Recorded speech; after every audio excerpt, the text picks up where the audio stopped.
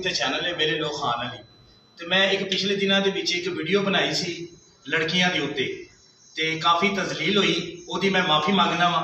ਮਾਫੀ ਇਸ ਵਜ੍ਹਾ ਤੋਂ ਮੰਗਣਾ ਵਾ ਕਿ ਮੈਂ ਉਹ ਵੀਡੀਓ ਔਰਤਾਂ ਦੇ ਉੱਤੇ ਬਣਾਈ ਔਰ ਆਪਣੇ ਫਾਲੋਅਰ ਵਧਾਉਣ ਵਾਸਤੇ ਤੇ ਗੁਜਰਾਂਵਾਲੀ ਦੀ ਪੁਲਿਸ ਨੇ ਮੈਨੂੰ ਹਿਰਾਸਤ ਦੇ ਵਿੱਚ ਲਿਆ ਹੈ। ਮੈਂ ਉਹਨਾਂ ਕੋਲ ਮਾਫੀ ਮੰਗਣਾ ਵਾ।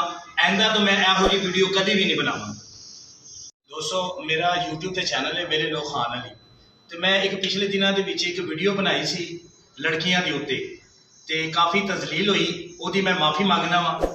ਮਾਫੀ ਇਸ ਵਜ੍ਹਾ ਤੋਂ ਮੰਗਣਾ ਵਾ ਕਿ ਮੈਂ ਉਹ ਵੀਡੀਓ ਔਰਤਾਂ ਦੇ ਉੱਤੇ ਬਣਾਈ ਔਰ ਆਪਣੇ ਫਾਲੋਅਰ ਵਧਾਉਣ ਵਾਸਤੇ ਤੇ ਗੁਜਰਾਂਵਾਲੀ ਦੀ ਪੁਲਿਸ ਨੇ ਮੈਨੂੰ ਹਿਰਾਸਤ ਦੇ ਵਿੱਚ ਲਿਆ ਹੈ। ਮੈਂ ਉਹਨਾਂ ਕੋਲ ਮਾਫੀ ਮੰਗਣਾ ਵਾ। ਆਇੰਦਾ ਤੋਂ ਮੈਂ ਇਹੋ ਜਿਹੀ ਵੀਡੀਓ ਕਦੇ ਵੀ ਨਹੀਂ ਬਣਾਵਾਂਗਾ।